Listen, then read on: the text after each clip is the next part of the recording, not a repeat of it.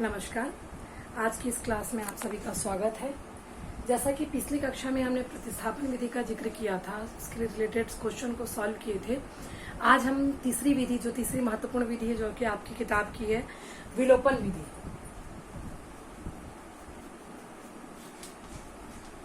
इसके बारे में थोड़ा सा डिस्कस करेंगे।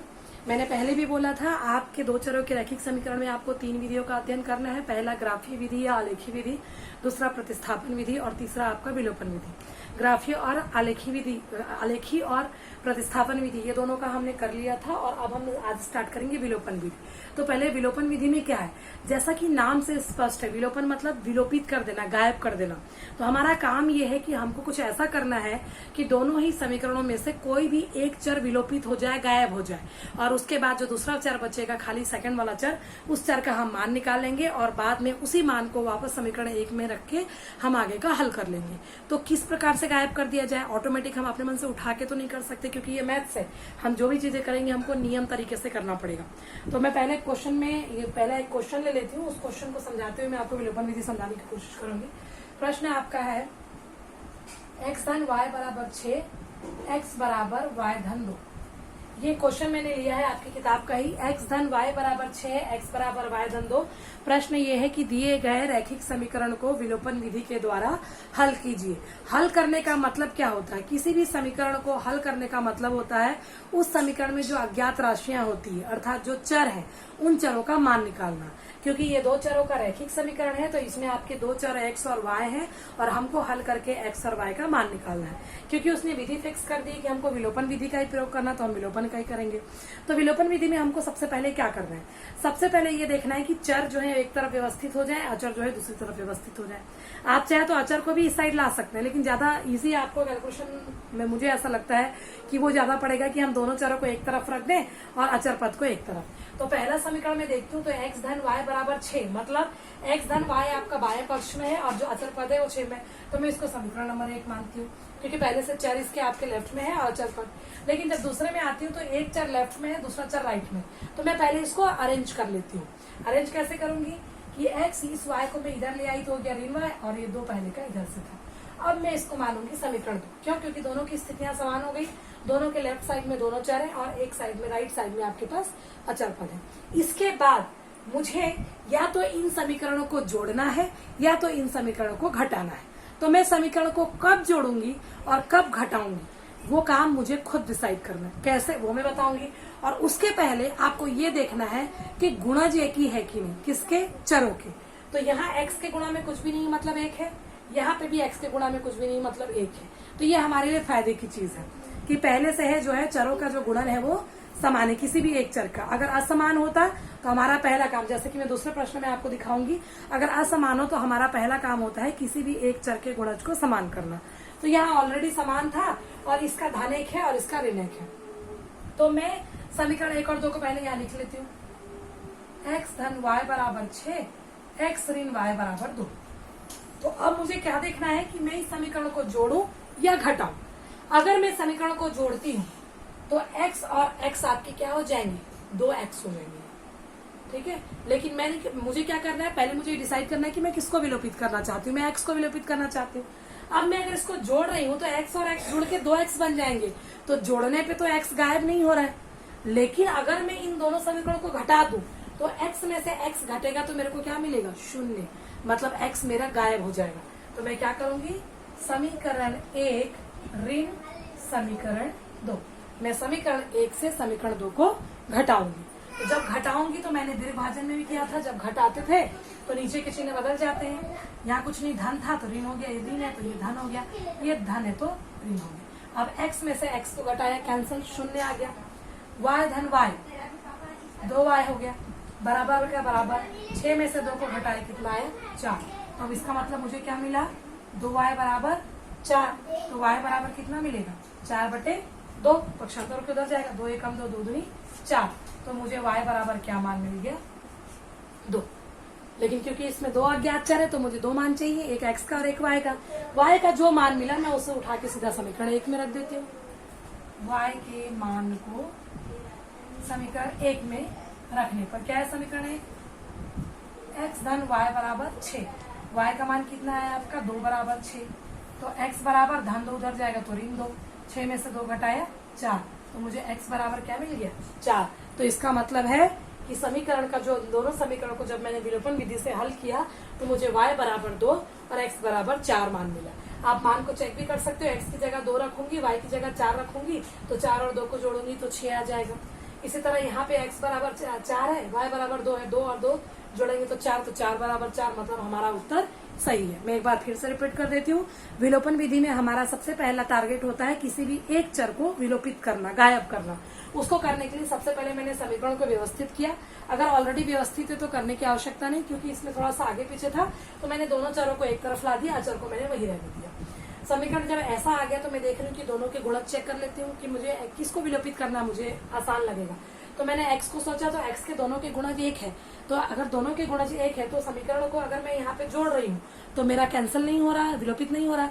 लेकिन अगर मैं समीकरण 1 में से समीकरण 2 को घटाती हूँ तो मान क्या हो रहा है आपका विलोपित हो जा रहा है, कैंसिल हो जा रहा है x का मान। तो इसलिए मैंने इसको किया तो x और x आपका 0 हो गया, y जोड़ के 2y बन गया, 6 में 2 घटाया 4। मैंने जैसे इसको हल किया तो मुझे y बराबर 2 मिला, y का जो मान मिला, मैं चाहूँ समीकरण किया समीकरण 2 में से किसी में भी मैं रखूंगी और पक्षांतर किया तो मुझे x का मान 4 मिला। ये विलोपन विधि के द्वारा हमारे इस दिए गए प्रश्न का हल था। अगर कोई डाउट हो तो आप मुझे कमेंट कर लीजिएगा, मैं नेक्स्ट क्वेश्चन आपको बता दूंगी। चलिए अब हम दूसरे क्वेश्चन में आते हैं। दूसरा क्वेश्चन आपका क्या है, 3x धन 2y बराबर 7 और x ऋण y बराबर ऋण 1।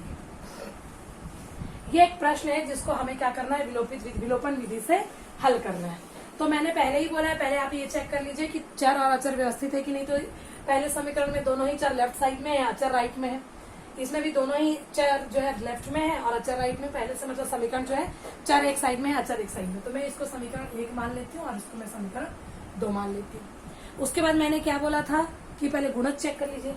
यहाँ पे x का गुणा 3 है, यहाँ पे भाई 3x है, मतलब x के गुणा में क्या है 3 है, और यहाँ पे x खाली है, मतलब x के गुणा में क्या है 1 है। दोनों का गुणा चला गई। y में आती हूँ, y का गुणा यहाँ पे 2 है और यहाँ पे y का गुणा क्या है ऋण 1 है। तो अब इन दोनों के ही गुणज क्या है, अलग अलग है। तो अब मेरा पहला काम क्या होगा कि पहले मैं ये डिसाइड कर लूं कि मुझे x को विलोपित करना है या y को। तो चलो मैं मान के चलती हूँ x को। अगर आप y को करना चाहें तो आप y पे ध्यान दे सकते हैं। तो मैं x को करना चाहती हूँ, तो ये x पहले से 3x है, ये 1x है। तो अगर मैं इसमें 3 का गुणा करूँ तो मुझे सीधा 3x मिल जाएगा, है ना, क्योंकि मैं इसमें 3 का भाग करूंगी, उससे अच्छा गुणा करना ज्यादा आसान है। तो मैं समीकरण 2 में जैसे ही 3 का गुणा करूंगी तो ये इसके और इसके गुणज बराबर हो जाएंगे। तो मैं क्या कर लेती हूँ, पहले जो समीकरण 1 दिया मैं उसको लिख लेती हूँ, 2y बराबर 7। इसमें मैंने 3 का गुणा किया। 3 का गुणा करने का मतलब क्या है, 3x ऋण y बराबर ऋण 1 पहले से था, 3 का गुणा। दोनों पक्षों में 3 का गुणा करना पड़ेगा, एक पक्ष में नहीं कर सकते। गणित का नियम, अगर आप किसी संख्या को गुणा कर रहे हैं, जोड़ कर रहे हैं, भाग कर रहे हैं, तो आपको दोनों ही पक्ष में करना पड़ेगा। 3 का गुणा x के साथ करूंगी 3x, 3 का गुणा y के साथ करूंगी 3y, और 3 का गुणा 1 के साथ होगा ऋण का ऋण 3 आएगा। मैं सीधा लिख लेती हूँ, 3 का गुणा 3x ऋण 3y बराबर ऋण का ऋण 3 का 3। अब देखिए दोनों के गुणज क्या हो गए, समान हो गए। अब हमको ये डिसाइड करना है, इसको समीकरण 3 मान लेते हैं क्योंकि नया समीकरण मिला ही 1 है। तो क्या करेंगे, सबसे पहले समीकरण 2 के दोनों पक्षों में 3 का गुणा करने पर, और गुणा करने के बाद आपने क्या किया, समीकरण 1 ऋण समीकरण 3, और उसके बाद तथा समीकरण 1 ऋण समीकरण 4।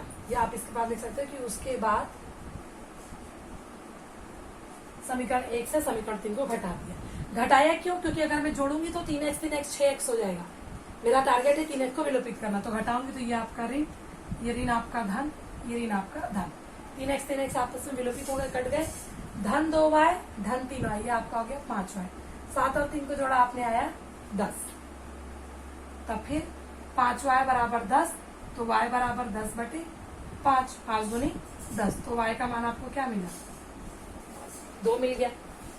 अब फिर वही काम कि y के मान को उठा के समीकरण 1 या 2 में से किसी में भी रख दीजिए। चलिए मैं समीकरण 1 में रख देती हूँ। समीकरण 1 में y का मान रखने पर समीकरण 1 में मान रख देते 3। समीकरण क्या था पहले उसको लिख लेती हूँ। 3x धन 2y बराबर 7। 3x का 3x धन 2, y का मान हमारा आया है 2 बराबर 7। तो 3x 2 दूनी 4 बराबर 7। पक्षांतर कर दीजिए। 7 3 4 मतलब 3। 3x बराबर 3, तो x बराबर 3/3। 3 एकम 3, 3 एकम 3। तो x का मान कितना है आपको 1। तो x का मान आपको 1 मिल गया। एक बार हम फिर देख लेते हैं। ये हमारे पास दो समीकरण था जिसको विलोपन विधि से हल करना था। तो मैंने सबसे पहले चेक किया कि क्या x के गुणज समान है। नहीं था, क्योंकि इसका गुणज 3 और इसका गुणज 1 था। y के गुणज समान है। नहीं था, इसका 2 था, इसका ऋण 1 था। इसलिए मैंने सबसे पहले क्या किया कि मैं पहले किसको विलोपित, क्योंकि दोनों के ही अलग हैं, तो मैं पहले डिसाइड कर लेती हूँ कि मुझे किससे विलोपित करना है। तो मैंने उसको x कर लिया। अगर मुझे y का करना होता तो मैं 2 का गुणा करती।